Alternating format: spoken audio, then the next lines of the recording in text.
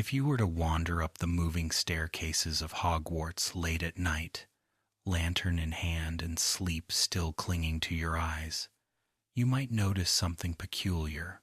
One particular step, ordinary at first glance, sinks beneath your weight, as though the castle itself has decided to play a joke. Students learn quickly to leap over it, for anyone who forgets finds themselves stuck, their foot swallowed by the stone, until a friend comes to pull them free. It is said the vanishing step was born out of an old enchantment gone slightly wrong, a charm woven centuries ago to discourage mischief. But in time the step became a mischief of its own. Harry, Ron, and Hermione often passed it on their late-night wanderings, careful to skip over the treacherous stone. The step remains a quiet reminder that Hogwarts itself is alive, a companion in the student's adventures, mischievous but never malicious. To imagine it now is to picture a castle that hums with secrets, laughing softly to itself as children race up its stairways. Every student wears the crest of their house stitched onto robes that swish through corridors, yet few pause to consider the animals chosen to represent them. A lion, a badger, an eagle, and a serpent, each more than a symbol, each a fragment of Hogwarts's soul. Godric Gryffindor chose the lion for courage, Helga Hufflepuff the badger for loyalty, Rowena Ravenclaw the eagle for wisdom, and Salazar Slytherin the serpent for ambition. But there are whispers that the choice was not random.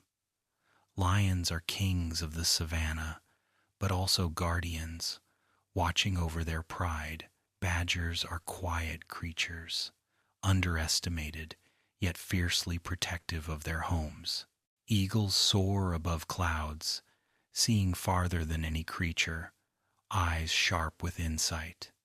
And serpents shed their skin, always transforming, always renewing. These animals remind us that Hogwarts is more than stone walls and moving staircases. It is a living reflection of the people who dwell within it.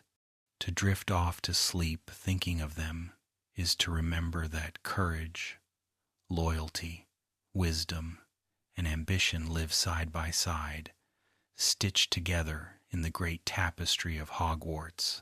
At first glance, the suits of armor standing in the corridors seem lifeless, silent guardians of stone and steel. But listen closely, especially at night, and you may hear them hum. A soft tune, faint and metallic, rising from helmets that have never known a voice. Some believe it is the echo of old enchantments placed upon them by long-forgotten professors, spells that gave them just enough awareness to feel lonely. Others claim the hum is no more than the sound of the castle itself breathing through iron and rivets. Harry once thought he heard a suit of armor chuckle as Peeves the poltergeist streaked by, and many students swear they've seen armored gauntlets wave. Whether hum or whisper, these suits of armor remind us that magic lingers even in the quietest corners, and that even stillness can carry music if you are gentle enough to listen.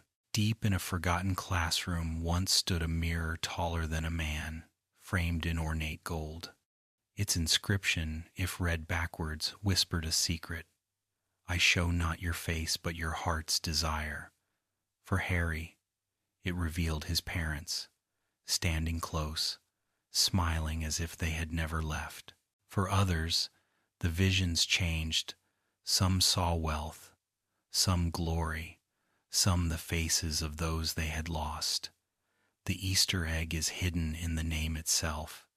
Erised is simply desire reversed, a trick of letters, a puzzle meant for those who pause long enough to look twice.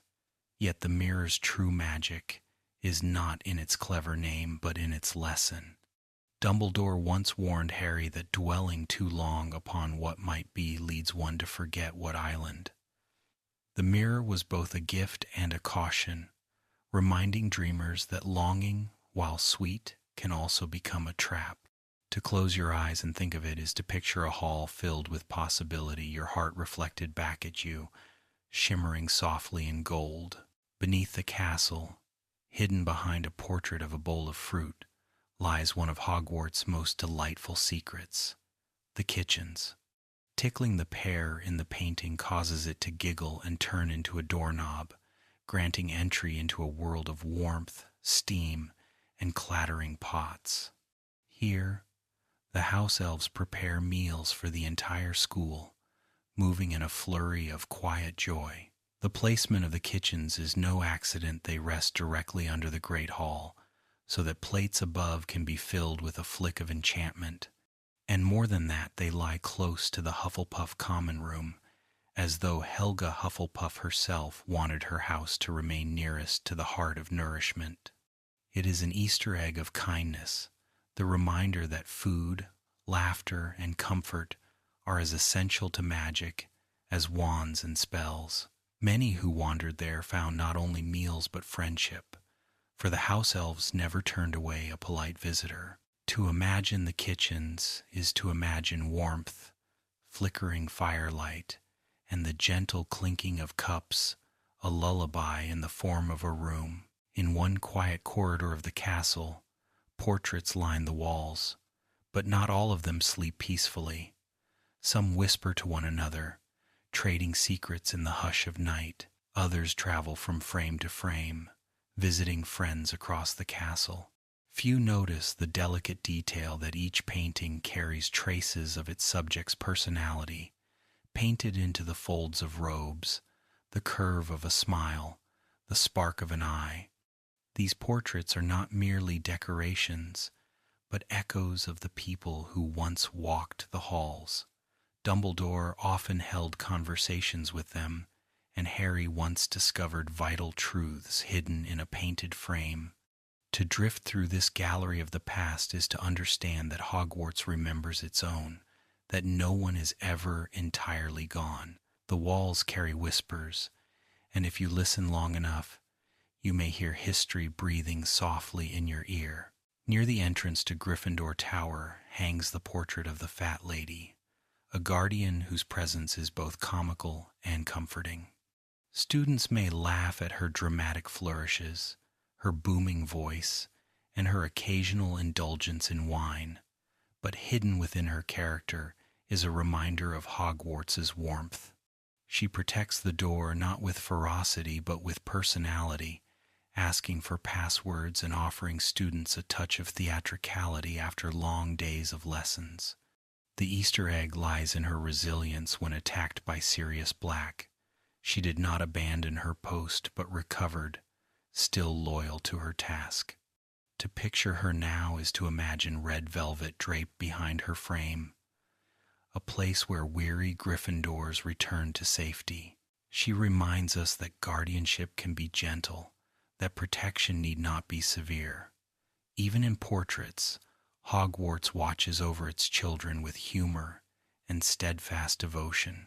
Along the 7th floor corridor, there is a stretch of blank wall that seems to lead nowhere, but those who pass it 3 times while focusing on need will discover a secret more extraordinary than most spells: the Room of Requirement. It appears in different forms for different purposes. Dumbledore's army found it as a training hall. Harry once found it filled with hidden treasures, and others have used it for both noble and selfish aims. The Easter egg rests in its shifting nature. The room is not a place but a mirror, reflecting what the seeker longs for. It is a secret tucked into the very stones of the castle, one that whispers of possibility. To imagine it is to picture a door blooming into existence where there was none, opening into whatever dream you carry. Hogwarts listens to longing, and sometimes it answers in wood and stone. Hogwarts is full of ghosts, but few are as endearing as nearly headless Nick, the Gryffindor house ghost. His story, half comic and half tragic, is etched into his very name. Nearly headless, because his botched execution left him with a head still clinging by a thread. The Easter egg lies in his presence during the sorting feast, where he offers new students comfort, reminding them that even in death, belonging matters. His existence is both humorous and poignant. He longs to join the headless hunt, but cannot, his condition making him an outsider even among ghosts. To drift into sleep thinking of Nick is to remember that imperfections do not erase worth, that even half-finished stories carry dignity. He roams the castle corridors with a mixture of melancholy and cheer, a reminder that Hogwarts does not forget its dead, but instead welcomes them to linger with the living. On the grounds of Hogwarts, near the edge of the forbidden forest, the whomping willow stretches its branches like a sentinel. To most it seems nothing more than a violent tree, swiping at any who dare to approach. But hidden beneath its roots lies a secret passage leading to the shrieking shack. This Easter egg, planted years earlier by Dumbledore and designed for Lupin's safety during his transformations, is a story of compassion disguised as danger. The willow was not planted to harm, but to protect a shield for a frightened boy who turned into a wolf each full moon. Its fury was a mask, deterring curiosity from the secret it hid. To imagine the willow at night is to see branches swaying in moonlight, not just as a weapon but as a guardian. Even in its violence, it carries tenderness, reminding us that protection can take many forms. The library of Hogwarts is vast, shelves rising into shadows that seem endless. Students often speak of the restricted section, roped off and warded with enchantments, its volumes filled with spells too dangerous for casual hands. The Easter egg lies not only in the forbidden knowledge, but in the way the books themselves behave. Some shriek when opened, others whisper unsettlingly, as though alive.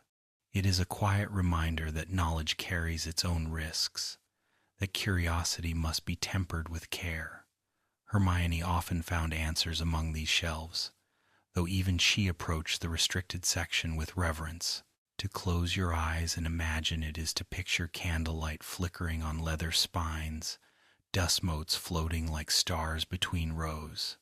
The library is both sanctuary and temptation, a place where silence hums with possibility, where secrets wait patiently to be uncovered by those brave enough to seek them. High above the castle towers, the astronomy tower rises, a place of lessons beneath the night sky.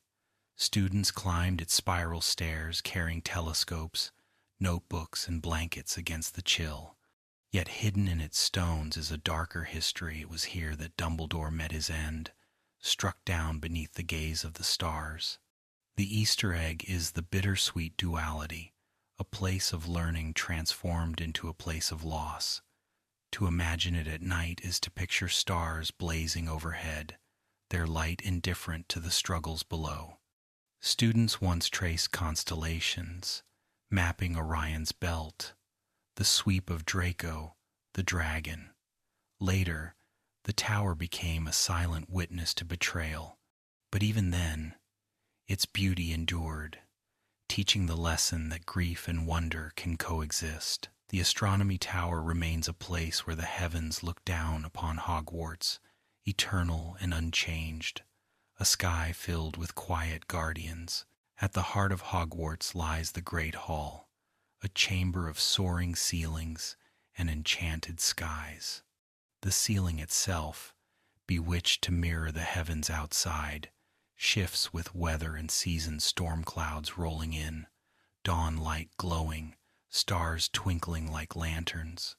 Few pause to notice that the enchantment is a subtle Easter egg, echoing medieval descriptions of great cathedrals, where ceilings painted with stars reminded worshippers of eternity. Here at Hogwarts, the magic is literal, teaching students daily that the sky is never far away. Harry looked up at it countless times, sometimes seeing comfort, sometimes dread. Meals became ceremonies beneath that enchanted ceiling, the rhythm of school life unfolding under constellations that belong to everyone. To drift into sleep thinking of the Great Hall is to picture candles floating in midair, soft wax dripping, voices humming an endless feast beneath an endless sky. At the edge of the Black Lake lies another quiet secret, the giant squid, rarely seen, except when waving tentacles lazily at students. It became almost a school pet. Some laughed when it rescued first years who fell into the water, gently nudging them back to shore. Others whispered about its mysterious size, far larger than any ordinary squid. The Easter egg is its gentleness. Though a creature of mythic proportions, it never harmed a student. Instead, it lingered like a guardian, a reminder that even the strangest beings could be kind. The Black Lake itself held mysteries, merpeople, grindylows, shadows swimming just beneath the surface. But the squid remained a constant, whimsical presence. To imagine it now is to see ripples spreading in moonlight, tentacles curling gracefully through water dark as ink. Hogwarts had its dangers, but it also had quiet friends, hidden in the depths, waiting with patient calm. The Forbidden Forest, sprawling and ancient, is filled with creatures that inspire both wonder and fear. Centaurs walk its glades, wise and mysterious, speaking of the stars with solemn reverence. Acromantulas lurk in webs, strung between branches, their eyes glittering like beads. Yet within this vast wilderness lies a quieter Easter egg. The forest itself is older than Hogwarts, a living being that seems to listen, to remember. Hagrid often spoke to its trees as though they were friends, and indeed, many who entered felt the weight of its gaze.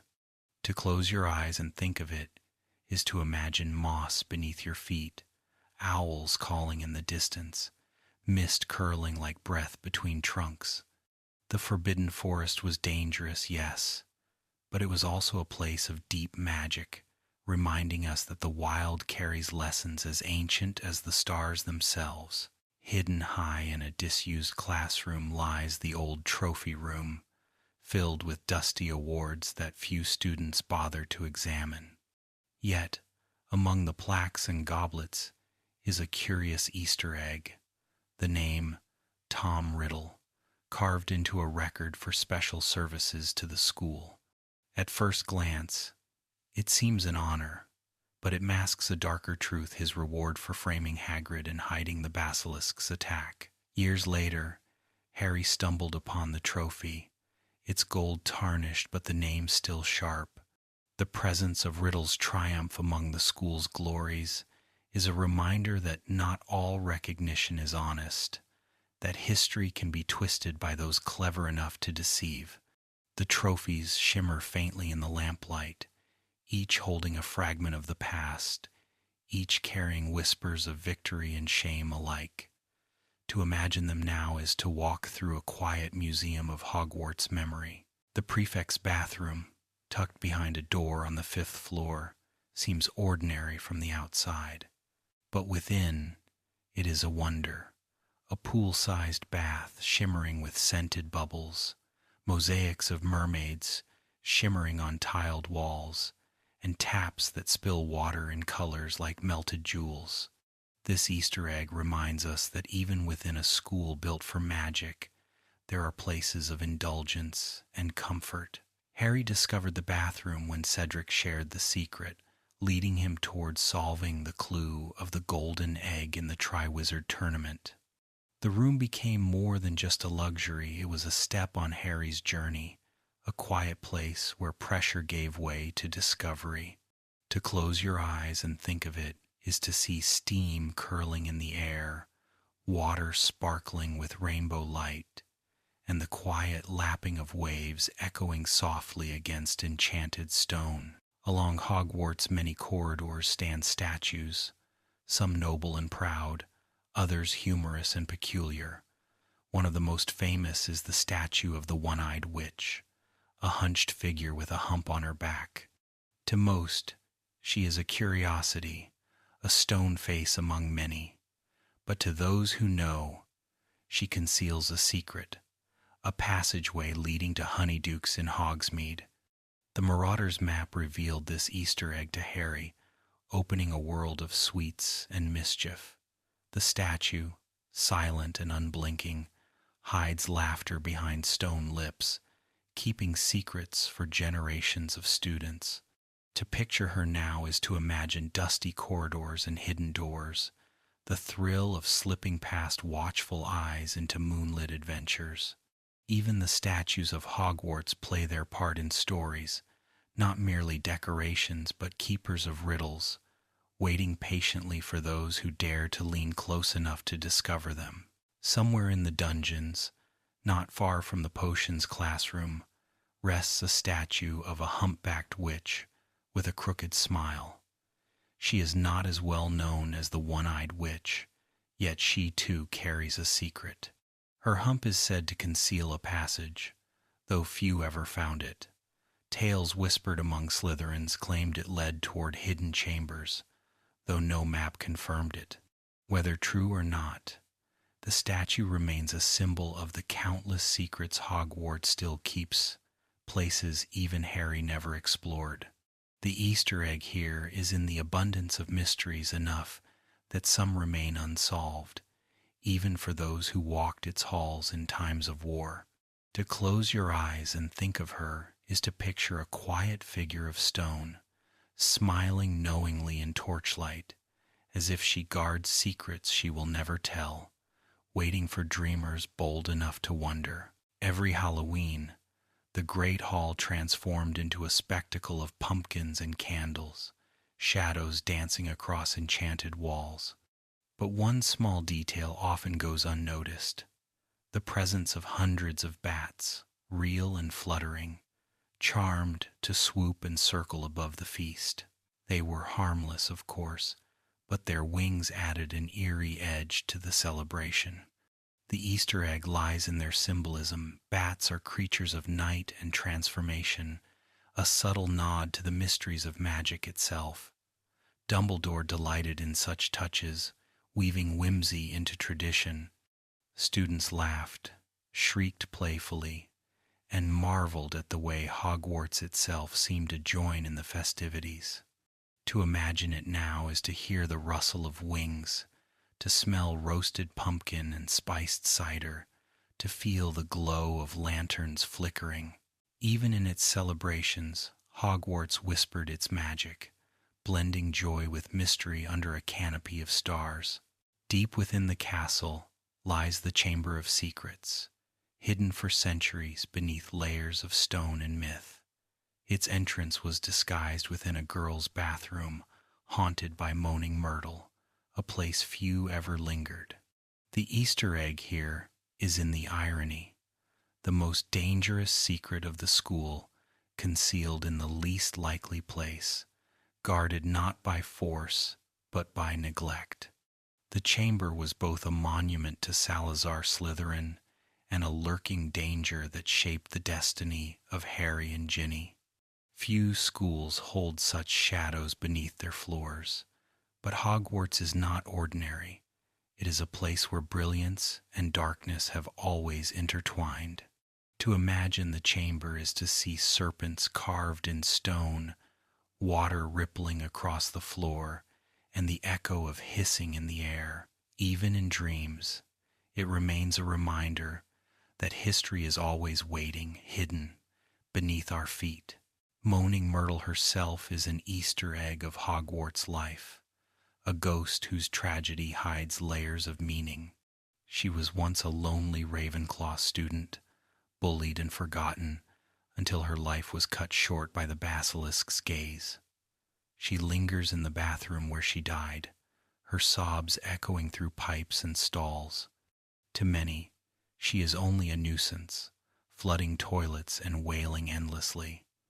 Yet her presence is a thread of history woven into the castle, a living witness to the Chamber of Secrets.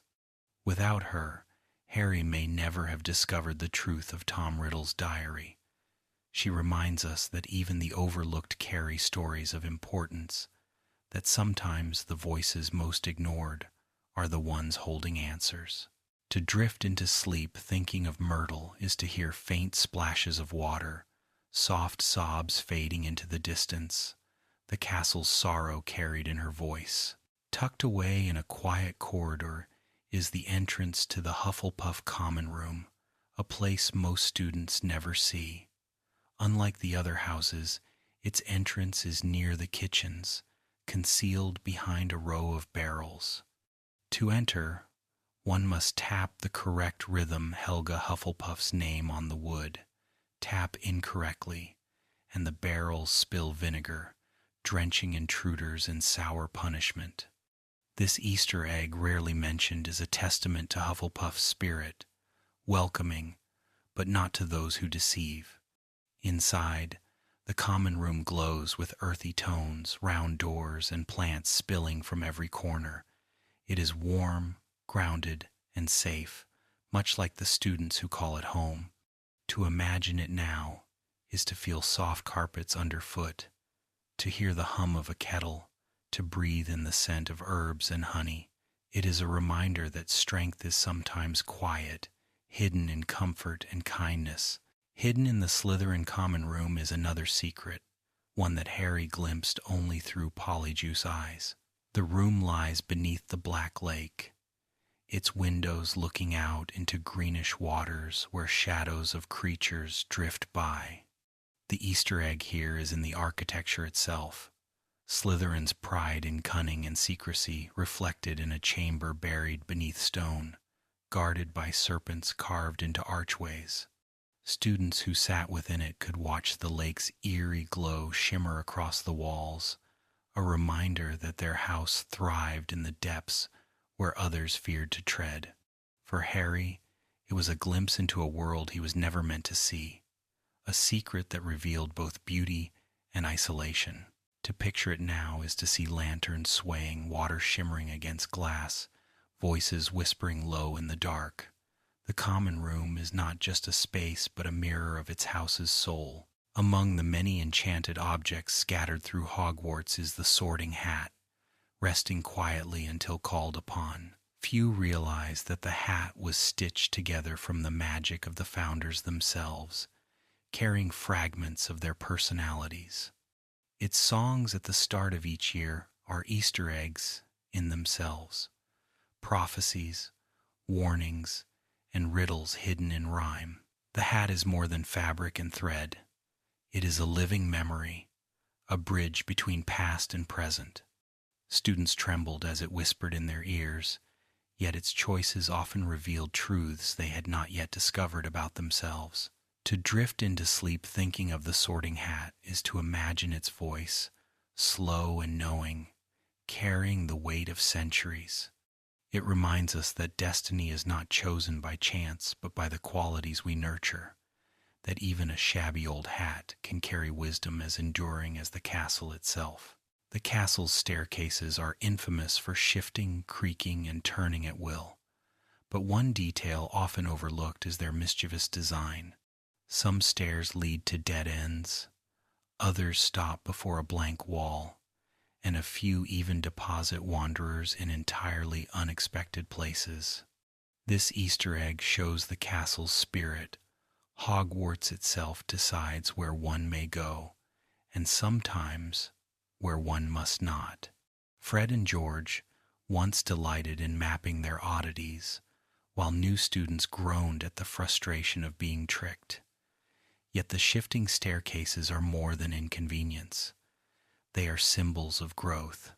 Each step taken is never entirely certain, echoing the uncertainty of youth. To imagine them is to see lanterns swinging as stone shifts beneath your feet, laughter echoing down twisting halls. Hogwarts is not a place to be mastered, but a place to be befriended, its stone alive with playfulness and mystery. The enchanted suits of armor are not the only guardians of Hogwarts. Along certain corridors stand stone gargoyles, carved with twisted expressions, wings half folded as though they might take flight at any moment. Most students pass them without thought, but a few of these statues guard secrets. The entrance to Dumbledore's office, for example, was hidden behind one such gargoyle, revealed only when the correct sweet lemon drop, sherbet lemon, was spoken. The Easter egg here is in the humor. A headmaster of immense wisdom and power choosing confections as the key to his sanctuary. It is a reminder that even greatness carries whimsy, that power does not exclude delight. To picture the gargoyle is to see stone wings stir in torchlight, to hear its gravelly grind as it leaps aside, opening onto a spiral staircase. Magic and sweetness twine together, turning stone into laughter and guardians into friends. Throughout the castle, stained glass windows scatter colors across floors and walls. One of the most charming rests in a lesser-known corridor, a window depicting a chubby wizard dancing among flowers. To Harry's surprise, the wizard once paused mid-step to wave, proving that even the glass at Hogwarts was enchanted with personality. This Easter egg is subtle, often overlooked, but it shows that the castle delights in joy as much as grandeur. Each window casts more than light. It casts fragments of stories, bits of humor preserved in glass. Students rushing past might see only colors, but those who linger could witness a small dance, a flick of a hand, a smile caught in sunlight. To imagine it now is to see dawn filtering through ruby and sapphire panes, scattering warmth across cold stone. Hogwarts reminds us that even its glass holds laughter, waiting quietly in the light. On the grounds, just beyond the castle walls, lies a weathered wooden hut, Hagrid's home. It may seem humble compared to Hogwarts' soaring towers, but it carries its own secrets.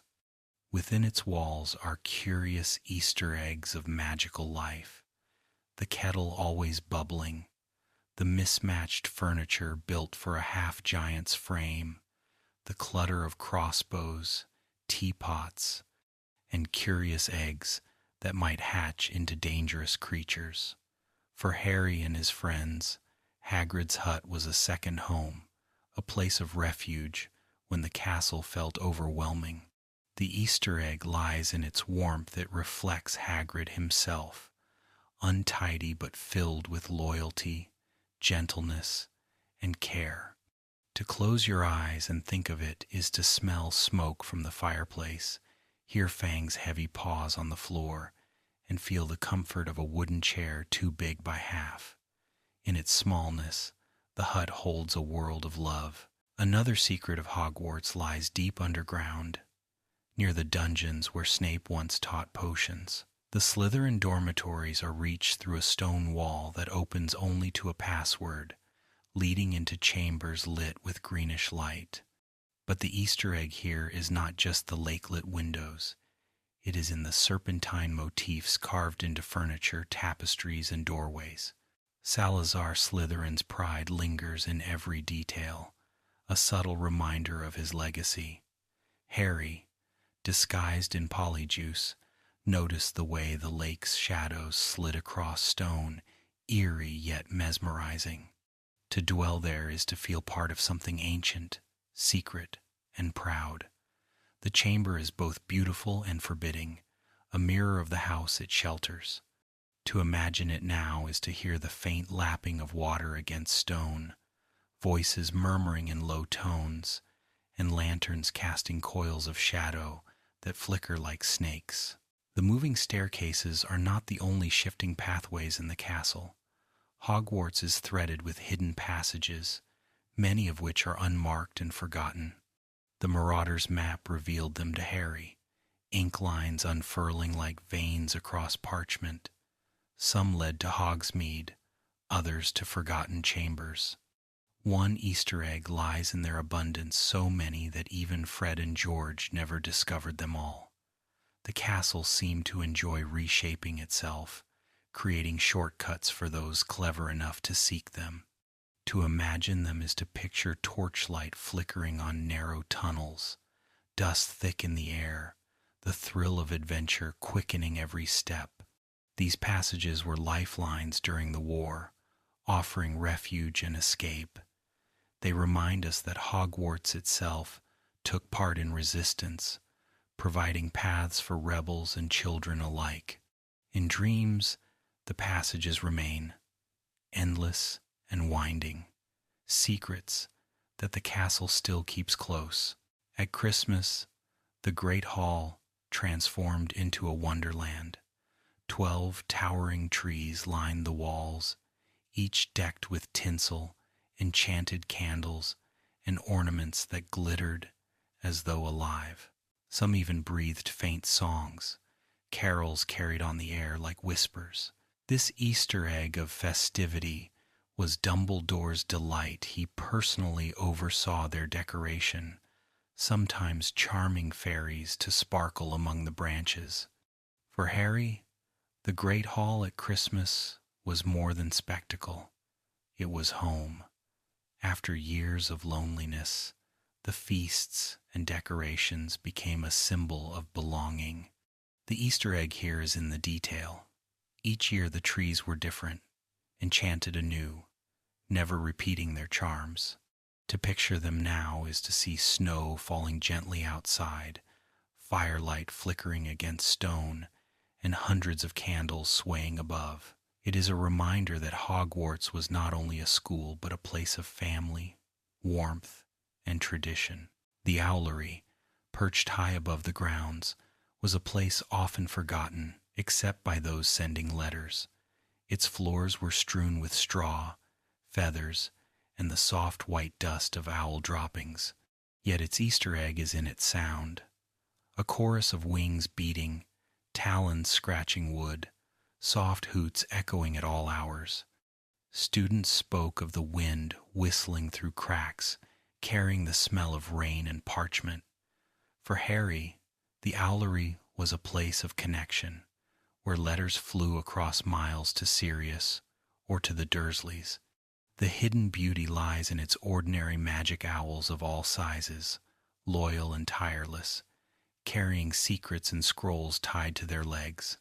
To close your eyes and imagine it is to feel a draft of cool air, to hear feathers ruffle in twilight, to watch Hedwig swoop with snowy grace. The Owlery was both post and poetry, a winged lullaby. Beyond the castle's walls stands the Quidditch pitch, its tall goalposts reaching toward the sky like silent sentinels. Students gathered here for games, their voices thundering in excitement. Yet one subtle Easter egg lies in its design. The field is oval, echoing ancient traditions of magical sport, and its stands are charmed to carry sound, so that cheers roll like waves. Harry's first match revealed the pitch as more than a game. It was a place of destiny, where courage and skill met in flight. At night, the pitch was silent, wind sweeping through empty stands, the hoops casting long shadows on grass. To picture it now is to hear the faint rustle of brooms, the echo of laughter, the golden glimmer of a snitch, darting like firefly light. The Quidditch pitch was a stage for triumph and failure, but always it was a place where children soared above fear. Just beyond the lake lies a small stone boathouse, often overlooked amid the grandeur of Hogwarts towers. First years glimpsed it only once, when they crossed the water for their sorting, the boats gliding quietly toward torchlight. But its Easter egg lies in its end. The boathouse became the place where Snape's story concluded, where his loyalty and sorrow were revealed in his final moments. A building that began as a symbol of beginnings became a place of endings. Its wooden beams and lapping waters bore witness to both arrivals and departures, joy and grief entwined. To imagine it now is to picture lanterns swaying, water reflecting ripples of gold, and a hush settling over the shore. The boathouse is both cradle and cradle's end, a reminder that Hogwarts held every stage of life, childhood's first steps, and the last words of heroes whispered into night. On the outer walls of the castle stand many gargoyles and grotesques, their stone faces twisted in endless watch. Some are purely decorative, but others conceal enchantments, coming to life when danger approaches. Students rushing past rarely notice their stony stares, yet every so often one shifts, catching a whisper of movement with its carved eyes. The Easter egg lies in their silent guardianship protection, hidden in plain sight. In the Battle of Hogwarts, some of these statues stirred, stepping down from their perches to defend the school. To imagine them now is to see rain glistening on stone wings, moonlight carving shadows across faces both fierce and comical. They are proof that even what seems still and silent may be watching, waiting, loyal to the castle it adorns. Hogwarts itself wears a crown of guardians, weathered but patient, their gaze steady as the passing centuries. Hidden in the grounds is a wooden bridge, stretching across a ravine, swaying slightly in the wind. To most, it is simply a shortcut, but it is also an Easter egg of design. The bridge was never mentioned in the earliest descriptions of Hogwarts, but later became a place of story, a symbol of transition.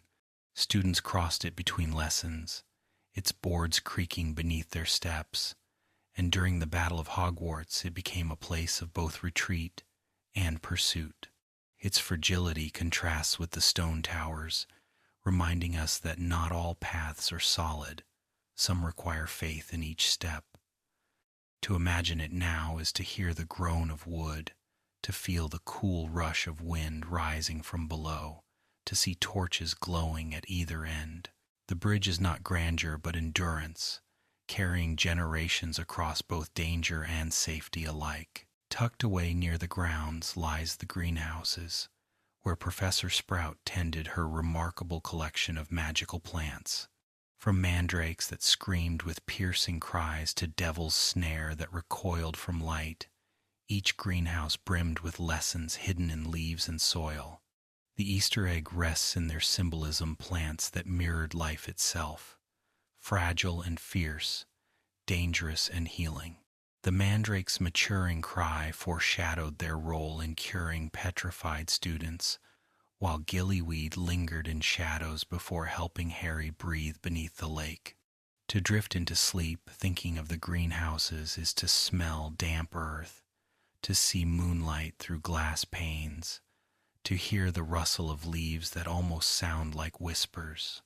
They are reminders that magic grows as much from patience as from power, that sometimes the smallest roots carry the greatest strength, waiting quietly in soil until the moment they are needed most. High in the owl towers, narrow ladders and stone steps led to perches where owls rested after long journeys. But hidden among them were niches carved centuries ago, some large enough to conceal students or secrets. The Easter egg here is in their design. Architects of Hogwarts made room not only for owls, but for mystery. Harry and his friends sometimes used the towers as meeting places, their footsteps echoing among feathers and straw. From the windows, the whole countryside spread out, the black lake glittering like ink, the forbidden forest stretching dark and deep. To imagine it is to feel a chill breeze against your face, to hear the soft hoot of a sentinel owl, to sense the closeness of sky and stars. The towers were not only for post and parchment, they were for moments of stillness, where the world seemed to breathe in perfect quiet. One curious corner of Hogwarts lies in the dungeon corridors, where the entrance to the kitchens is disguised behind a painting of a fruit bowl. The Easter egg is the pear ticklet, and it giggles, twisting into a doorknob. This whimsical detail reflects Helga Hufflepuff's generosity, her house forever closest to food and hearth. Within, house elves bustle cheerfully, eager to serve, treating students with warmth that belied their invisibility. The kitchens are more than practical. They are a hidden heart, beating beneath the great hall. To picture them is to imagine copper pots gleaming in firelight, the clatter of pans softened by laughter, and the smell of baking bread drifting through air. Hogwarts feeds body and soul alike, its magic carried in meals as much as in spells. The ticklish pear is its own small lesson. Joy and kindness can open doors as easily as any spell. The Black Lake itself is full of hidden wonders. Beyond the friendly squid and drifting shadows lies an entire civilization, the Merpeople. Few students saw them, but during the Triwizard Tournament, Harry swam into their village, discovering stone dwellings, woven decorations, and a society both eerie and proud. This Easter egg is one of perspective the lake hides, not only creatures but entire worlds. To those above, it is only a stretch of dark water. To those within, it is home, filled with song and story. The Merpeople sang in haunting voices, carrying truths that echoed in the water itself. To close your eyes and think of them is to hear the muffled hum of music beneath waves, to see silvery light refracted like broken glass. The Black Lake is not empty. It is alive with secrets, reminding us that every shadow may shelter a story untold. The Whomping Willow, fierce and violent in its defense, carries another secret beyond its tunnel to the Shrieking Shack. The tree was planted in Harry's parents' era, a living safeguard created specifically for Remus Lupin. Its thrashing limbs hid compassion beneath fury, a symbol of how love sometimes takes fierce forms. The Easter egg lies in its duality, a danger to some, a protector to one. When Lupin transformed under the full moon, the willow shielded him, ensuring his solitude. To imagine the tree at night is to see branches whip in moonlight, leaves scattering like sparks, bark groaning as if alive. Yet deep within, its purpose was gentle, an embrace cloaked in violence. The willow is proof that appearances deceive, that guardians may come with teeth and fury, but within them beats the heart of care, planted in soil watered by compassion. Not far from the lake stands the Forbidden Forest, its shadows thick with legends. But one secret detail often overlooked is the herd of centaurs, wise beings who watch the stars and interpret their shifting patterns. Unlike other magical creatures, they disdain human affairs, yet they live close enough to intervene when destiny demands it. The Easter egg lies in their dual existence, both part of the forest and apart from it, belonging to neither human nor beast. Firenze, the centaur who chose to teach at Hogwarts, embodied this tension, his presence a bridge between worlds.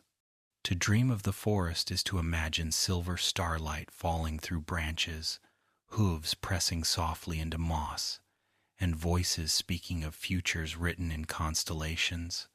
The Forbidden Forest is not merely a place of danger, it is an ancient library.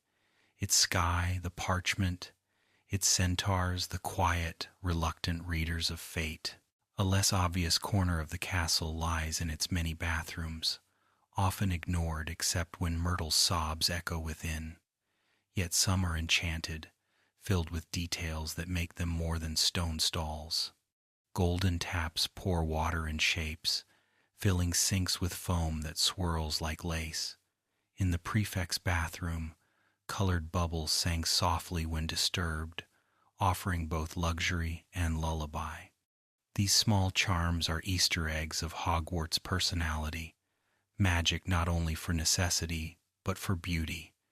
Even in a place as ordinary as a bathroom, enchantment lingers, offering surprise and wonder. To picture it is to see steam rising gently, marble glowing in candlelight, and water shimmering with faint sparks of color.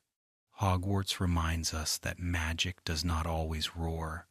Sometimes it hums quietly in corners, turning the most mundane places into sanctuaries of quiet delight. At the very center of the school stands the Great Hall, and hidden in its enchanted ceiling are subtle details often overlooked. The sky reflected above sometimes showed more than weather, it mirrored moods. During the Triwizard Tournament, storm clouds gathered more often, foreshadowing conflict. On days of joy, dawn seemed brighter, stars sharper. This Easter egg lies in the harmony between stone and sky. Hogwarts chose to let the heavens speak. For students, the ceiling was background, but for those who looked closely, it whispered of what was to come. To drift into sleep thinking of it is to imagine lying on stone floors, gazing up into infinite night, watching stars wink like guardians. The Great Hall ceiling is not simply illusion, it is prophecy painted in light, a canvas that shifts with time, binding the castle to the sky above in endless conversation. One of the castle's hidden wonders is the entrance hall, where the massive doors swing open onto marble floors. Few notice the Easter egg of the enchanted ceiling here. Though not as grand as the Great Hall, it too shifts with light, carrying the echo of the outside world into the heart of the school. Lanterns flicker against stone walls, shadows stretch across the grand staircase, and the echo of footsteps lingers long after students have passed. For Harry, this hall was the threshold of many beginnings, his first sorting feast, his first Quidditch victory, his return after long summers. It is both gateway and memory, the place where arrivals are celebrated and departures marked. To close your eyes and think of it is to hear the creak of great doors, the murmur of students gathering, and the sense of stepping always into something just about to begin.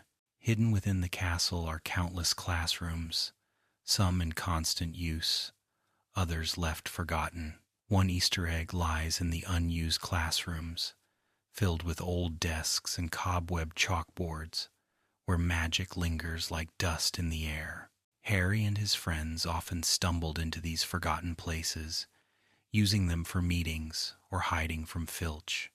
Some classrooms still held traces of spells long past ink that refilled itself, chalk that scratched letters without hands, chairs that shifted when no one touched them. They remind us that Hogwarts itself is a living record, carrying the residue of generations of lessons. To picture one now is to imagine faded sunlight through tall windows, shadows lying heavy on abandoned books, and the hush of a room still listening for students who may never come. Even silence here has texture, thick with memory, a soft echo of learning that endures forever. Near the dungeons lies the potions classroom, a chamber of shadows lit by flickering torches. But the Easter egg here rests in the shelves, rows of jars filled with strange substances, their contents floating in murky liquid.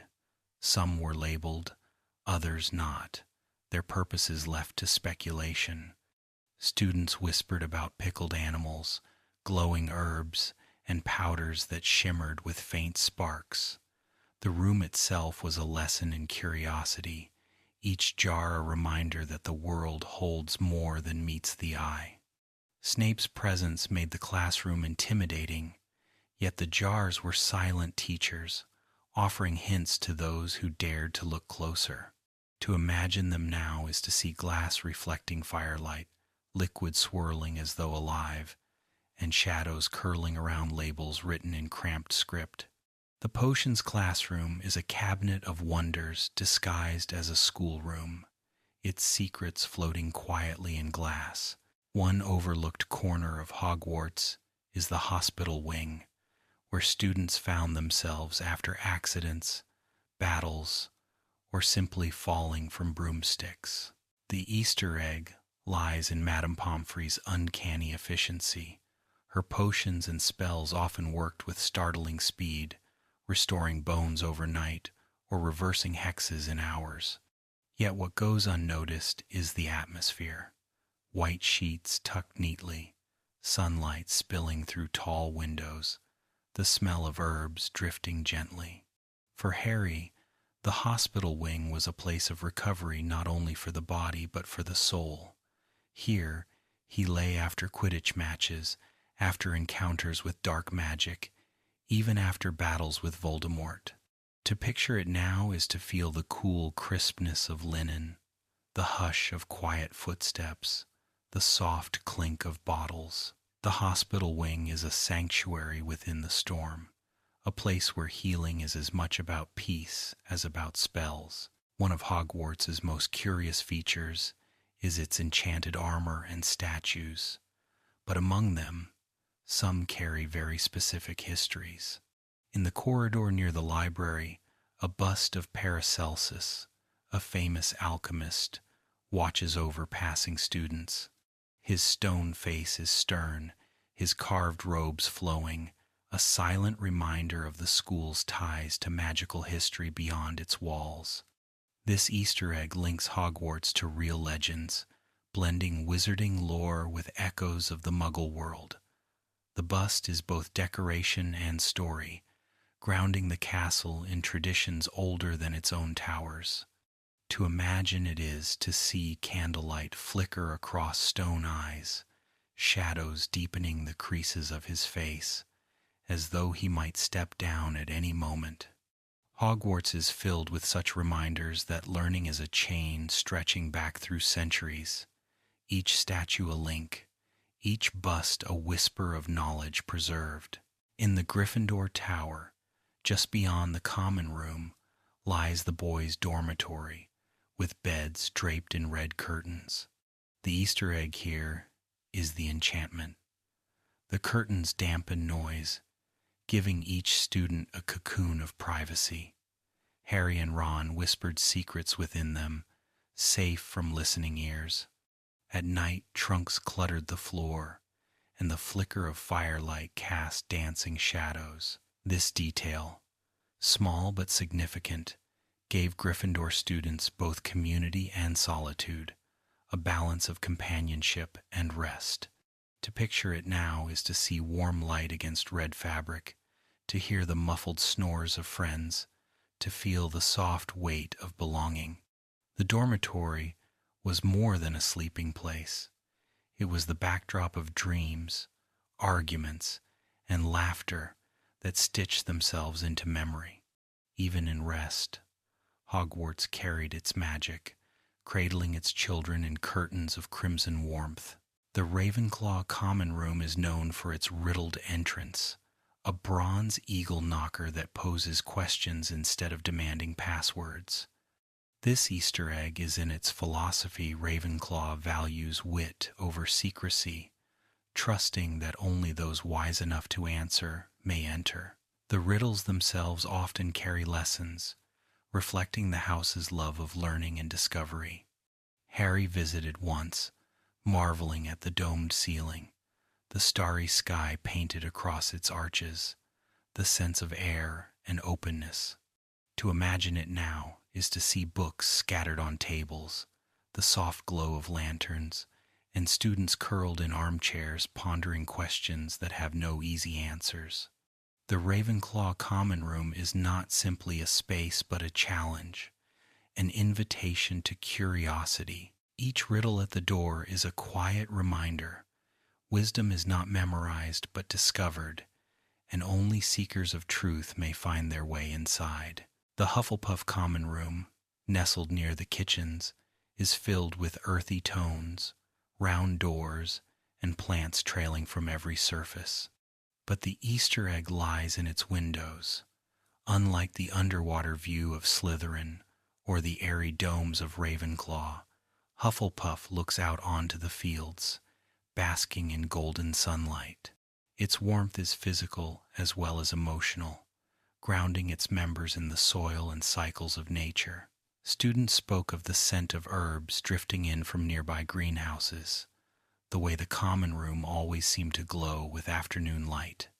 To picture it now is to feel the gentle hum of bees beyond glass, the creak of wood underfoot, the comfort of a hearth always burning. The room reflects Helga's spirit, open, nurturing, steady, It is the Easter egg of simplicity, strength not in grandeur but in rootedness, in the quiet magic of home. Slytherin's password to its common room changed often, whispered from prefects to students, but one Easter egg remains in the choice of words themselves.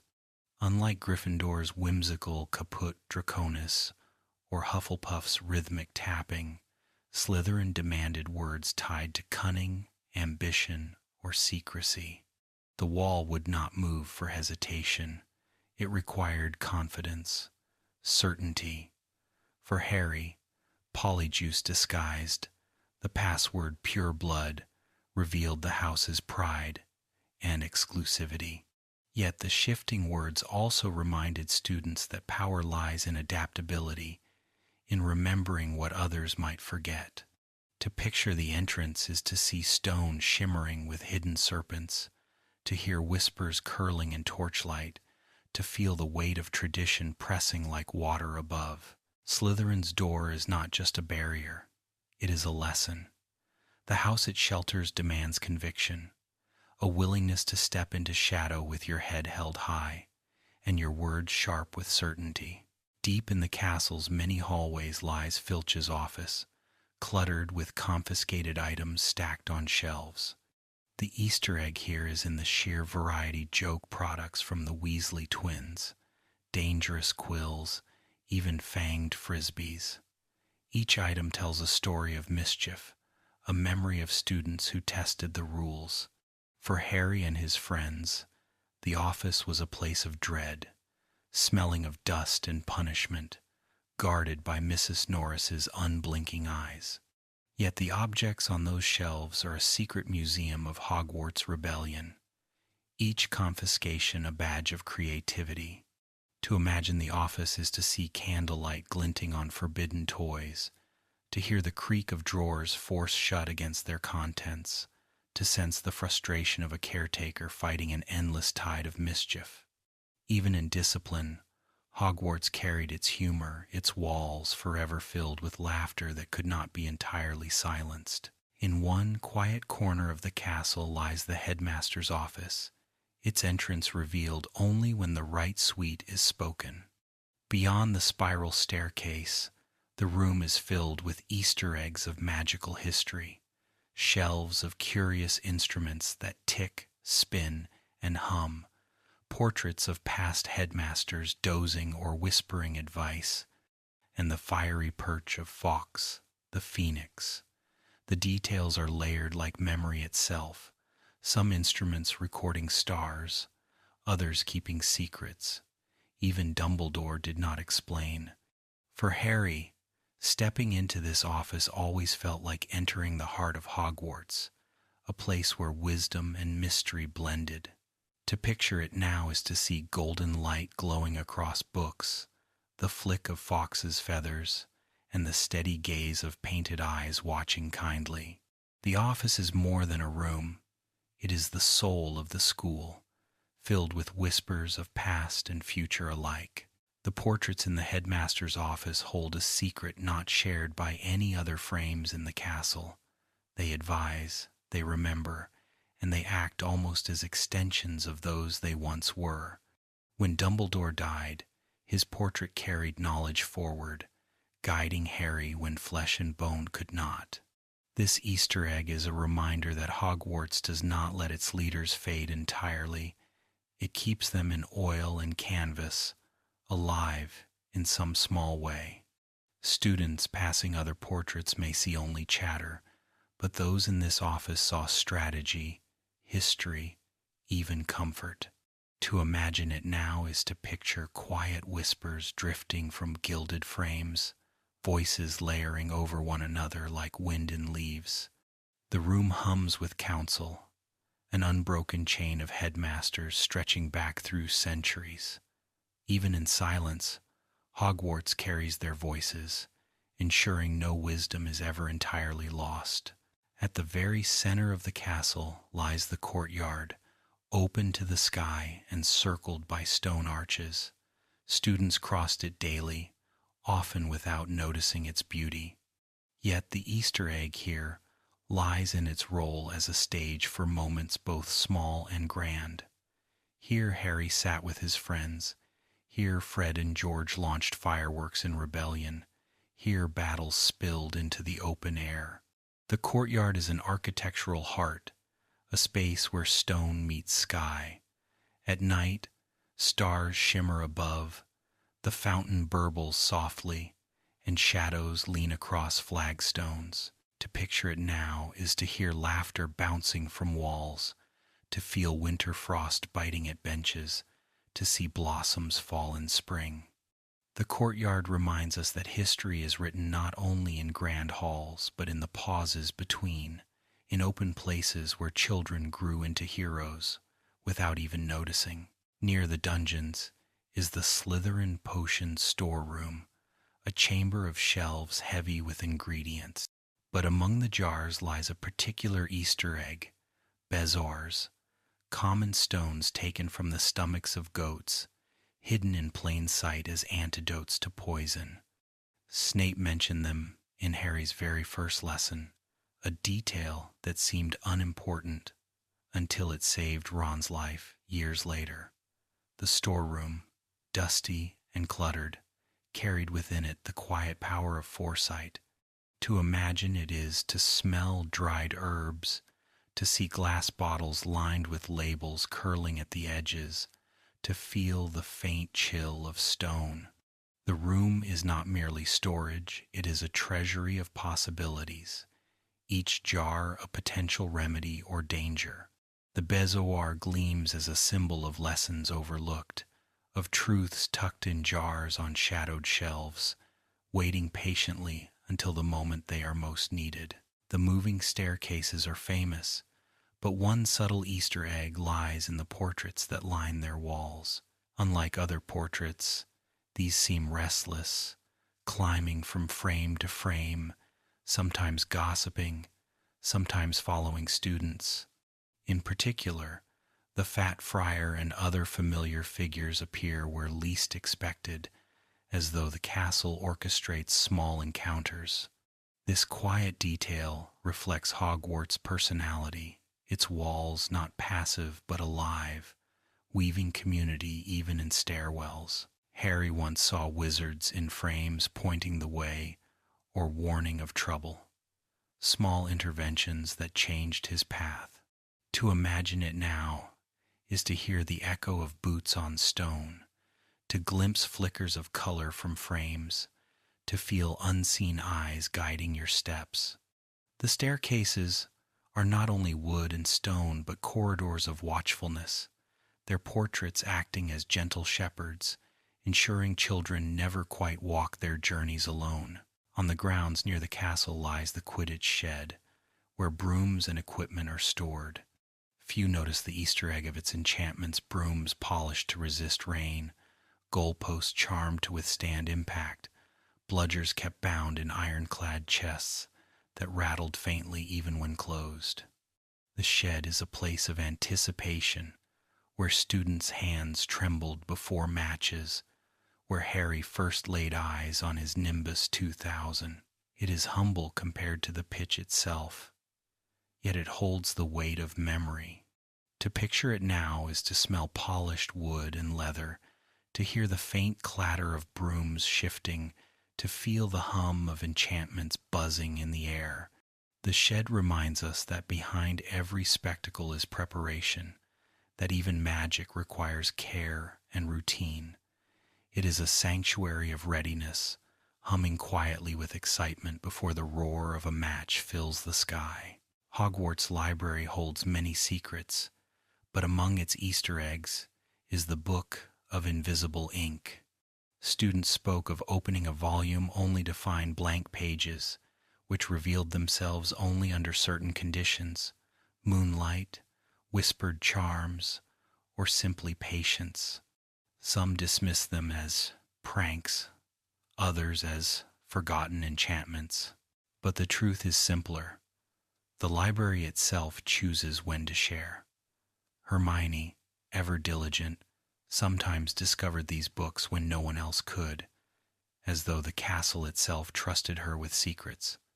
To imagine one is to see pale pages glowing faintly, words swimming into being like ripples in water, knowledge emerging only when sought with care. The invisible books remind us that wisdom is not always given. It is earned, uncovered slowly by those who are gentle enough to wait. Even in parchment, Hogwarts whispers, truth appears when you are ready to receive it.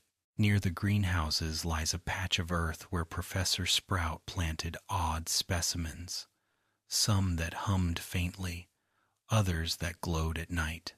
Among them grew Mimblus Mimbletonia, Neville's cherished plant, which squirted stink sap when prodded. The Easter egg is in its peculiarity. A plant that seemed ridiculous at first later proved valuable, teaching Neville courage in his own way. Plants at Hogwarts were rarely just background. They carried lessons hidden in roots and stems. To picture the patch now is to imagine evening dew clinging to leaves, the faint pulse of magic in petals, the way air smells of damp soil and possibility. The plants are quiet teachers, reminding students that growth often looks odd, awkward, or unwanted before it shows its worth. Even the strangest things in Hogwarts gardens carried meaning, waiting patiently to reveal their role in the greater story. The Great Hall is best remembered for its feasts, yet its enchanted plates hold an Easter egg of their own. Food appeared not randomly, but through precise charms, arriving fresh from the kitchens below. The enchantment allowed not only abundance but balance. Meals were always hot, dishes replenished at just the right moment, desserts appearing as if in rhythm with appetite. To picture it now is to see golden plates glowing softly, goblets filling themselves with pumpkin juice, platters emptying only to refill with warmth. These details seem simple, but they are reminders of Helga Hufflepuff's legacy of hospitality. Hogwarts did not merely feed its children, it nurtured them, ensured no one went hungry, no one was excluded from the table. The Great Hall's meals were more than sustenance, they were enchantments of belonging, comfort disguised as cuisine, generosity woven invisibly into every bite. In one forgotten corridor stands the statue of Gregory the Smarmy, his smug face carved with exaggerated pride. Most students pass him by, laughing at his ridiculous expression. But the Easter egg lies in the passage he conceals, one of several secret routes hidden in statues. Fred and George knew it well, slipping through stone lips into adventures. Gregory himself is a reminder that Hogwarts has humor etched into its very walls, carving not only noble figures but ridiculous ones too. To imagine the statue now is to see torchlight glinting on polished stone cheeks, shadows exaggerating his grin until it seems alive. Behind his arrogance lies opportunity, a doorway disguised as folly. Hogwarts reminds us that not every guardian is solemn, that sometimes even silliness hides something useful, and that the castle's heart beats with laughter as much as with wisdom. Near the charms corridor stands the statue of a humpbacked witch, her hump concealing one of Hogwarts' best-kept secrets. A tap of the wand and a whispered spell opened a passage all the way to Honeydukes in Hogsmeade. For Harry, Ron, and Hermione, this secret tunnel was a lifeline, a doorway to freedom and sweetness. The Easter egg here lies in the playfulness of it, a humpbacked witch guarding chocolate. To picture her is to see worn stone beneath curious fingers, her face frozen in mischief, as though she knows her secret is not entirely safe. The statue embodies Hogwarts' sense of humor, blending the practical with the absurd. In dreams, she still stands in her quiet corner, humped back hiding laughter, waiting for the right whisper to set children running through dark tunnels toward light, sugar, and the promise of stolen adventures. At the edge of the lake, a small patch of reeds conceals the gentle swaying of grindylows, water demons with long fingers and sharp tempers. Their Easter egg lies in contrast. They are both dangerous and fragile, easily repelled with a strong spell, yet menacing to the unprepared. Harry encountered them during the Triwizard Tournament, their pale arms reaching like weeds in the water. The lake hides many things, but the Grindylows are reminders that even small creatures have stories to tell. To picture them is to see pale shapes darting beneath lily pads, bubbles breaking the surface in faint circles, and the shiver of reeds shifting without wind. They are eerie guardians of the shallows, a whisper of danger in the still water, proof that Hogwarts beauty carries teeth as well as comfort, and that every pool, no matter how calm, shelters secrets unseen. The enchanted suits of armor that line Hogwarts halls are more than decoration. Their Easter egg lies in their loyalty. When the castle was threatened, they marched at Professor McGonagall's command, filling the corridors with the thunder of metal feet. For centuries they stood silent, polished but ignored, until their moment came to defend the school. To picture them is to imagine helmets turning in torchlight, swords clattering in rhythm, the groan of joints awakening after centuries of stillness. The armor reflects the spirit of Hogwarts itself, patient, protective, waiting to rise when children are in danger. They remind us that even the quietest guardians may one day roar, that defense often comes from unexpected places. In dreams, their steps echo endlessly down long corridors, a metallic lullaby of vigilance, proof that the school itself will fight for those who call it home. Hidden among the grounds is a detail often overlooked, the sundial near the greenhouses. Students rarely stop to notice it, yet it carried enchantments that shifted its shadow not only with the sun but with the moon. Some whispered it could mark not just time but season, aligning with celestial events invisible to the naked eye. The sundial is an Easter egg of patience, standing silent while children hurry past, recording not hours but eras. To picture it now is to see moss growing on stone, sunlight turning shadows slowly, a stillness that feels eternal. The sundial whispers that Hogwarts is not bound by clocks or bells alone. It keeps time with the universe itself.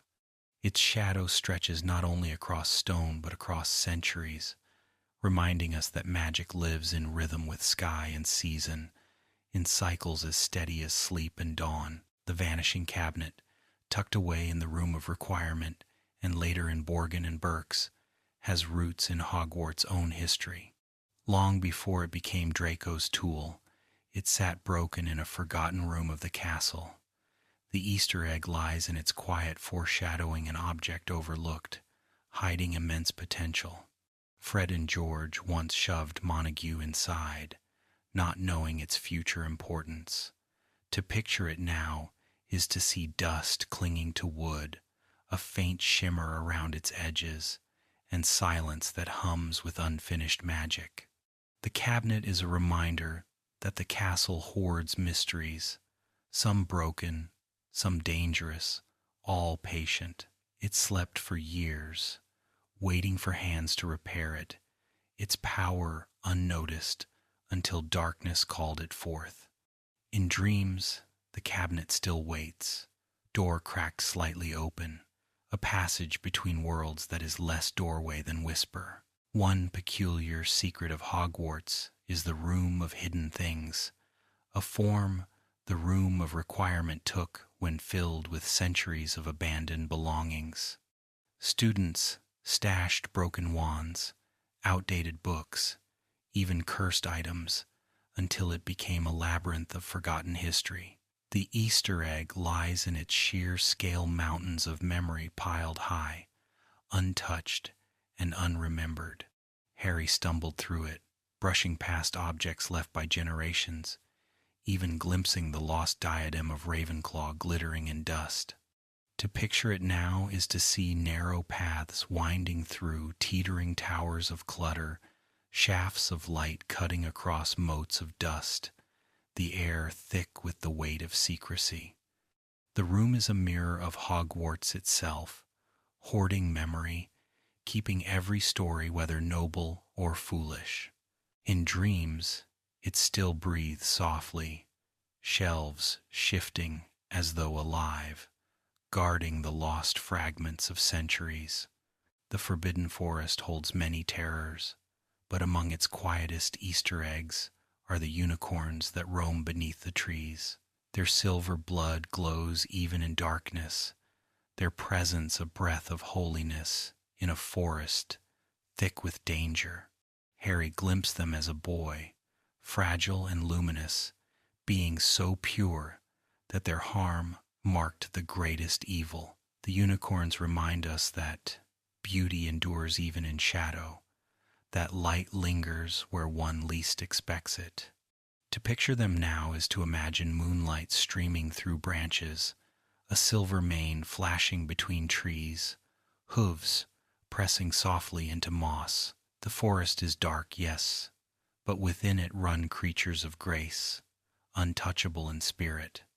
The unicorn is Hogwarts' softest secret, a guardian not of stone or spell, but of innocence itself, running free even when darkness presses close, shimmering with untarnished light.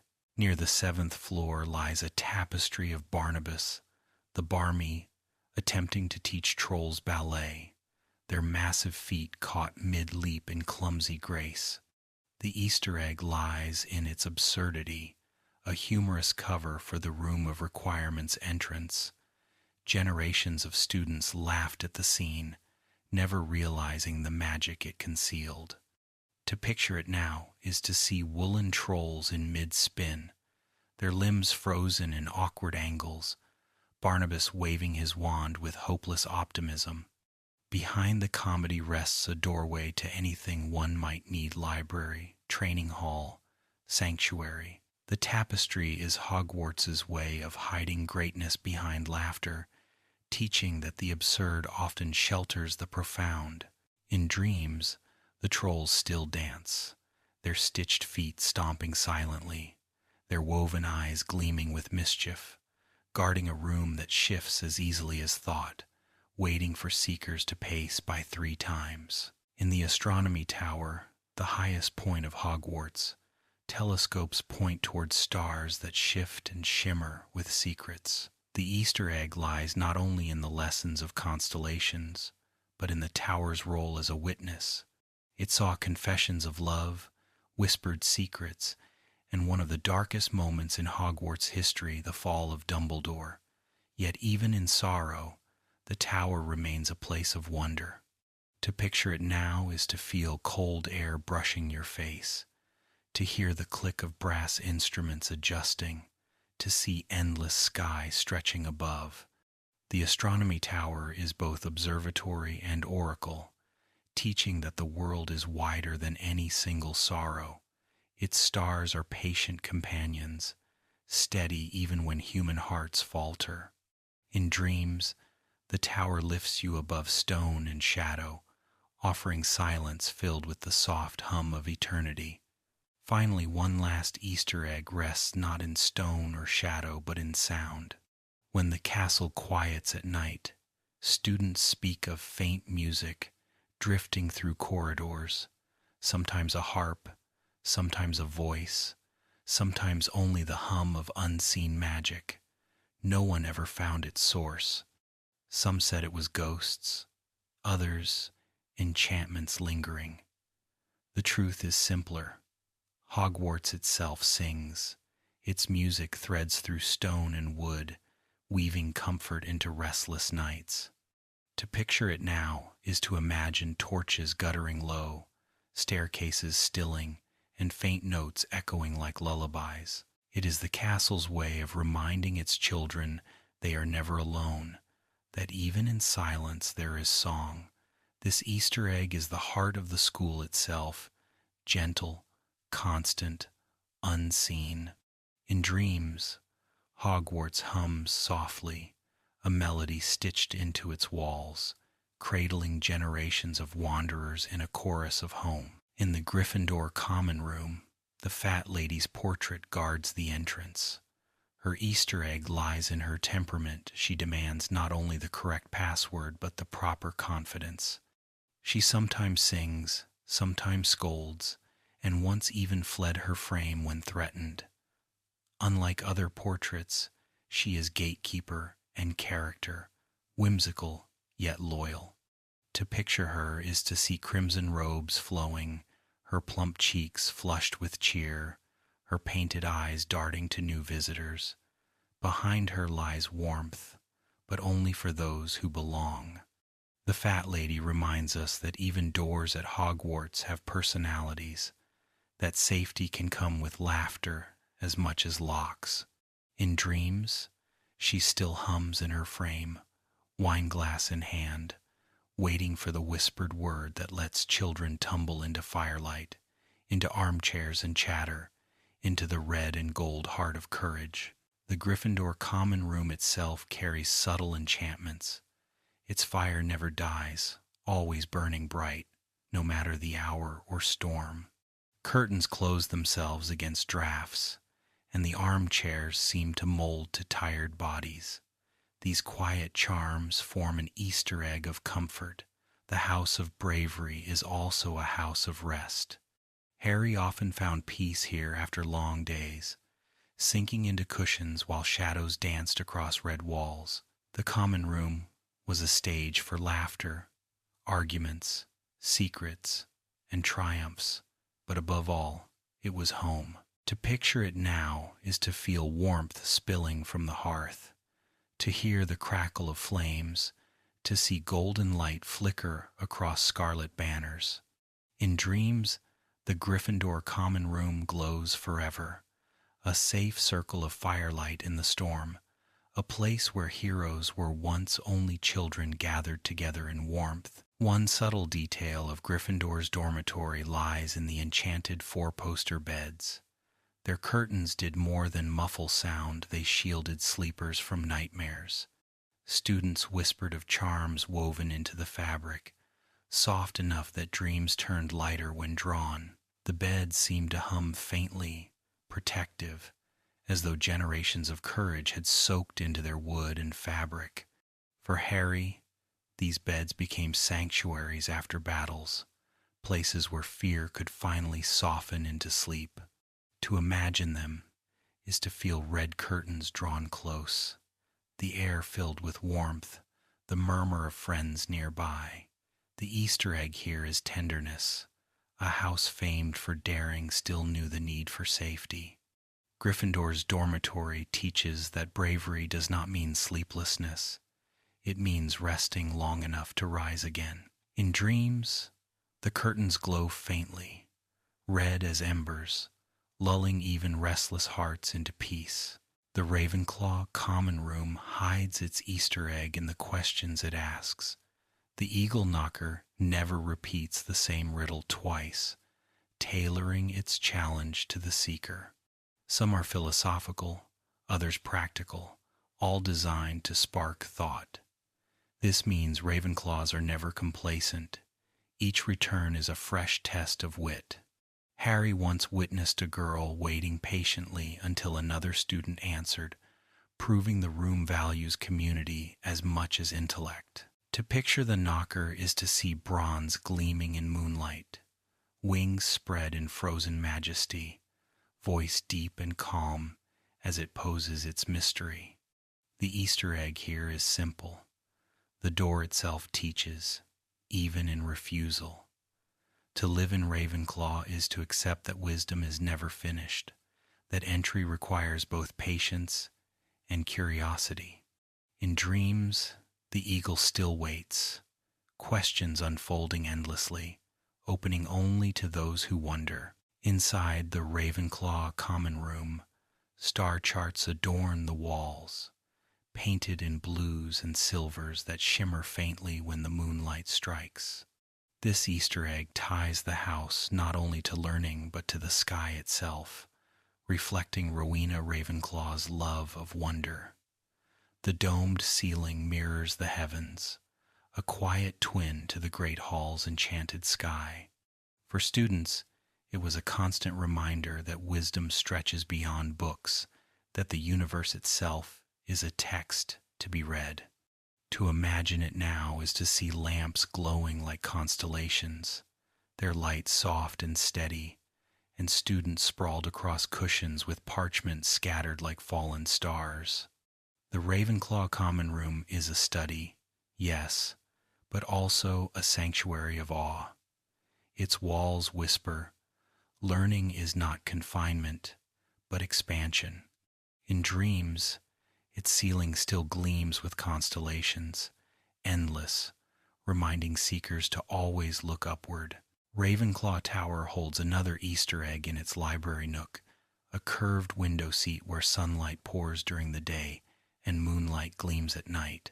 Many Ravenclaws favored this spot for reading, but the secret was its charm books left here seemed to open to useful passages, as though the castle itself guided curious minds. Hermione would have adored it, had she known. To picture the nook is to see cushions scattered across wood, light filtering in like water, a student leaning forward, eyes wide with discovery. The charm is subtle, never obvious, but it shows Ravenclaw's philosophy. Wisdom belongs to those who seek. The nook is not simply furniture. It is a compass pointing toward knowledge. In dreams, the window glows with soft silver, and pages whisper open without hands, the universe itself leaning closer to those who dare to wonder. Hufflepuff's common room holds an Easter egg in its defense. To enter, one must tap a precise rhythm on the barrels near the kitchens. If the wrong rhythm is tapped, the barrels burst with vinegar, drenching intruders. Unlike other houses, Hufflepuff values trust and humility, punishing pretension rather than rewarding cleverness or ambition. This subtle detail makes its entrance the most secure of all, for it demands honesty rather than guile. To picture it now is to see round barrels glowing in torchlight, shadows stretching across stone, the faint scent of baking bread nearby. The entrance is playful but firm, a guardian of warmth disguised as whimsy. The Easter egg here is justice. The house of loyalty ensures that only those who belong may enter, and those who do not are reminded in a splash. In dreams, the barrels still wait, humming with steady laughter. Inside the Hufflepuff common room, plants grow everywhere, trailing from ceiling beams and creeping across window sills. But their Easter egg lies in their behavior. The plants respond to kindness. Students who watered them or spoke gently sometimes found blossoms opening sooner, or vines curling protectively around their chairs. Professor Sprout's touch lingered in the greenery, infusing the room with life that listened. To picture it now is to imagine sunlight slanting through round windows, green leaves glowing against gold walls, the soft rustle of vines shifting as if in response. Hufflepuff's room was not just cozy, it was alive. Its plants reminded students daily that care is reciprocal, that love returns in quiet ways. The Easter egg here is that even walls breathe, even windows grow, even furniture blooms. In dreams, the plants hum softly, a lullaby of leaves wrapping each sleeper in peace. The round windows of the Hufflepuff common room are an Easter egg of design. Unlike Ravenclaw's high towers or Slytherin's underwater view, Hufflepuff looks out at the fields, close to the earth. These windows glow golden at sunset, filling the room with warmth, their glass etched faintly with patterns of herbs and flowers. Students often sat on the wide sills, basking in sunlight, chatting idly as bees droned beyond. The Easter egg here is humility. The house closest to the ground values its connection to soil and season. To picture the windows now is to see sunlight turning wood to honey, to feel the hum of nature pressing close, to sense the simplicity of belonging. Hufflepuff's room is not grand but grounded, a place that whispers, Strength comes from roots. In dreams, the windows always glow, round as the sun, steady as the earth itself. The Slytherin common room has an Easter egg in its glass. Beneath the black lake, the windows show shifting shadows, sometimes fish, sometimes merpeople, sometimes the giant squid gliding lazily past. These glimpses remind its students that their house lives in secrecy and depth, tied to mysteries others overlook. Harry, disguised, saw the light of the lake play across stone walls, green and eerie as though the room itself breathed water. The Easter egg is perspective. Slytherin is not lofty or sunlit, but submerged, closer to silence than to sky. To picture it now is to see lanterns flickering in damp stone, water rippling shadows across walls, and students gathered in whispers rather than shouts. The room teaches its children to thrive in obscurity, to value the unseen. In dreams, the windows shimmer endlessly, a reminder that darkness itself can be a kind of beauty. The Slytherin common room holds another Easter egg in its furniture. Carved serpents curl along the legs of chairs, their eyes set with green stones that glint in candlelight. Tables bear clawed feet, and even the fireplace mantel twists in the shape of a coiled snake. These details are easy to miss when shadow hides them, yet they give the room its air of both menace and elegance. Harry once sat there under Polyjuice, feeling the watchfulness of every carving. To picture it now is to see flickers of flame reflected in stone eyes, shadows moving as if alive. The Easter egg is pride woven into wood and stone, a subtle reminder of the house's founder. In dreams, the serpents breathe faintly in firelight, guardians of ambition who coil silently around those who gather, their presence both protective and demanding. One overlooked Easter egg of Gryffindor Tower lies in its portrait gallery. The fat lady is not alone. Portraits nearby often joined her chatter, commenting on students as they came and went. Sometimes they whispered warnings of trouble. Sometimes they gossiped about who had just passed. Few students noticed the community of painted faces that helped guard the tower, each frame playing a small part in its security. The walls themselves watched, not only through one portrait but through many. To picture it now is to imagine torchlight spilling across painted robes, laughter echoing softly from frames, and eyes that follow kindly rather than cruelly. Gryffindor's entrance was more than one guardian, it was a chorus. In dreams, the portraits murmur endlessly, their painted voices a constant watch, ensuring that no child of courage ever truly enters or leaves alone. In Ravenclaw Tower, the common room's floor bears mosaics of stars and swirling patterns, tiny tiles pieced together into celestial maps. The Easter egg here is that some of these constellations shift, reflecting the actual sky outside. Students lying on cushions could trace Orion or Cassiopeia beneath their fingertips, seeing how tiles glowed faintly in rhythm with the heavens. It is a detail easy to overlook, but it made Ravenclaw's common room not only a library of books, but a library of stars. To picture it now is to see blue and silver light shimmering across stone, young witches and wizards tracing lines between stars like children connecting dots. The mosaics whisper of Rowena's vision, knowledge, not bound to parchment but to sky itself. In dreams, the floor still glows, each step across it a step through the universe, each tile a piece of eternity. The Hufflepuff common room carries an Easter egg in its hearth. Unlike other houses, its fireplace sometimes produced smoke that shaped into animals, badgers, rabbits, even birds that danced briefly before dissolving. Students claimed the smoke reflected mood, shifting more playfully when the house was in good spirits. No one knew if this was deliberate enchantment or the castle's own whim. To imagine it now is to see golden fire crackling, curls of smoke rising into shapes that hop across ceiling beams, laughter following their trails.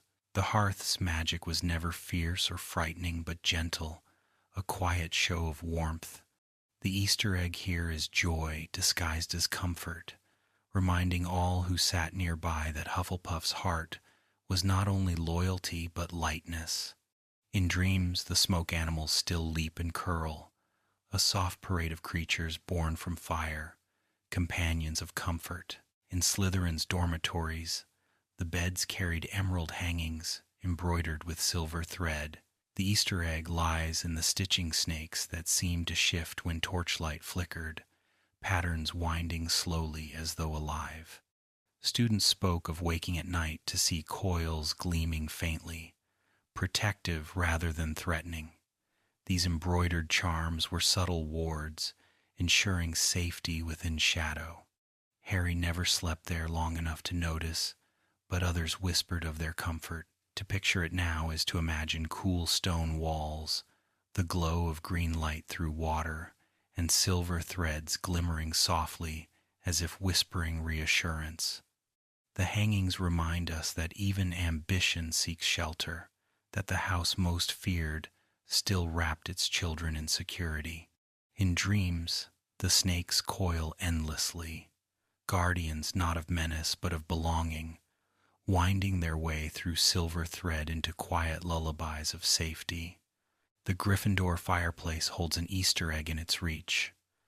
Flames here sometimes revealed fleeting glimpses of places far away, echoes of flue magic, even when not actively used.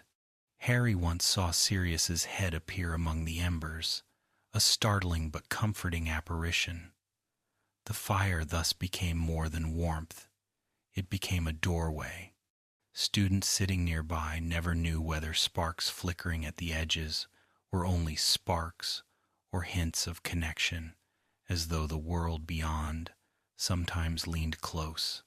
To picture it now is to see fire blazing gold, shadows flickering across young faces, whispers rising in warmth. The Easter egg here is intimacy. The hearth binds not only those who sit before it, but those far away. In dreams, the Gryffindor fire glows endlessly, its sparks carrying whispers of voices, turning flames into bridges between distance and belonging. An overlooked Easter egg in Ravenclaw Tower is its silence. Unlike Gryffindor's bustling warmth or Hufflepuff's cheerful chatter, Ravenclaw's common room muffles sound. Footsteps soften, voices lower, quills scratch gently, as though the room itself honors thought.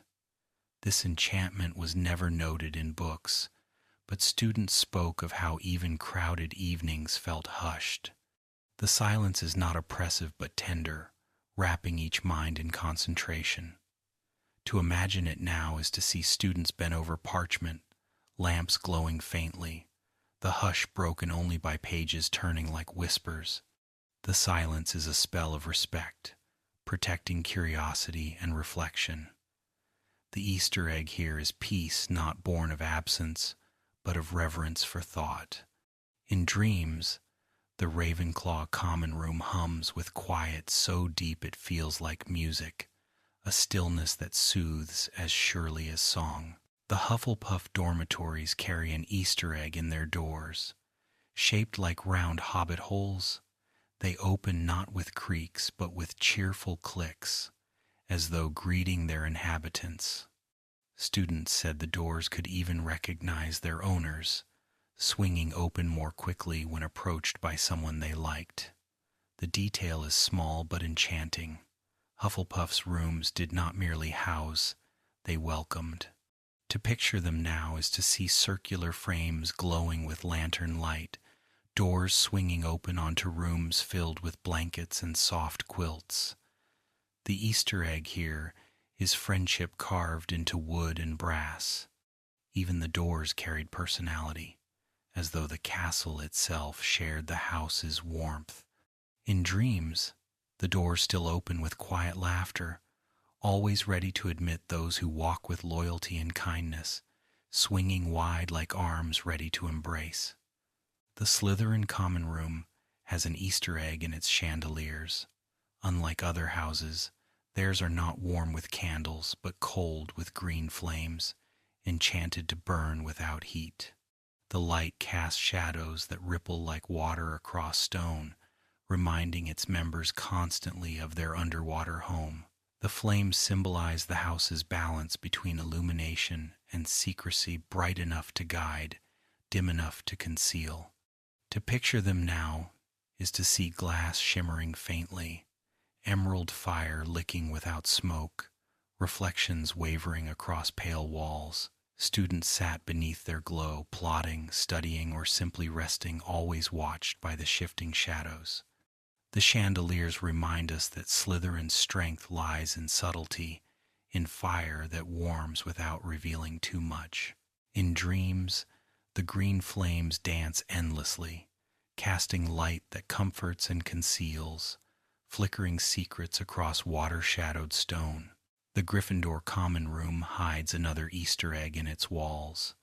Scorch marks mar the stone near the hearth, faint but permanent reminders of Weasley fireworks and spell experiments gone awry. The house never erased them, perhaps out of fondness.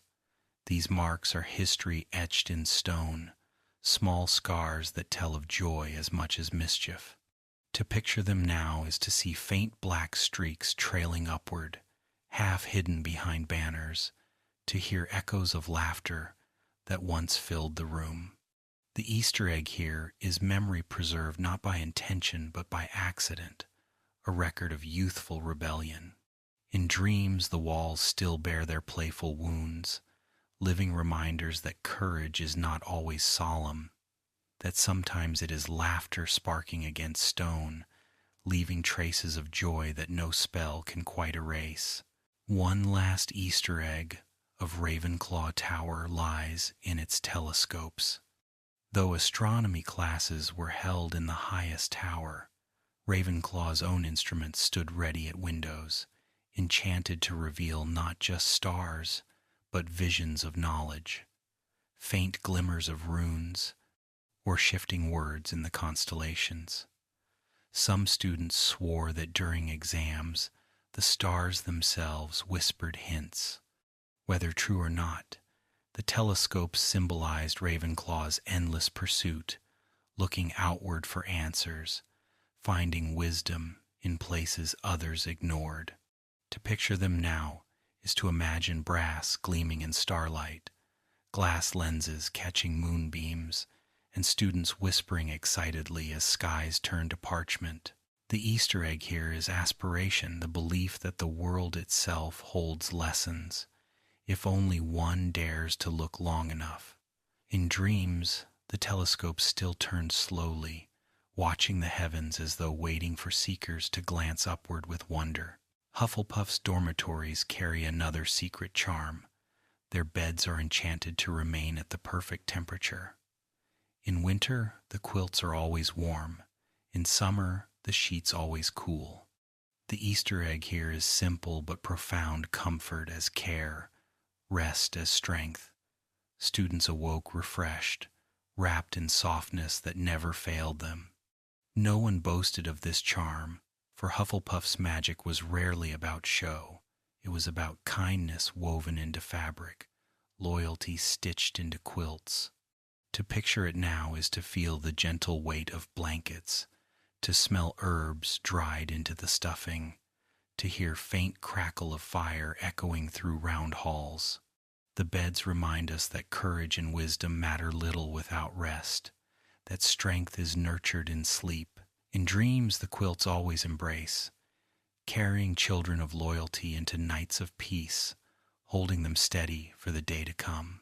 The Slytherin dormitories have an Easter egg in their windows. Though submerged, they magnify light, bending it into strange shapes. Students sometimes saw creatures' distorted giant eyes peering close, shadows elongated into something otherworldly. These glimpses were both eerie and mesmerizing, teaching the house's children to thrive amid distortion, to find beauty in what others feared. Harry glimpsed this once, the lake's green light stretching across the walls like veins.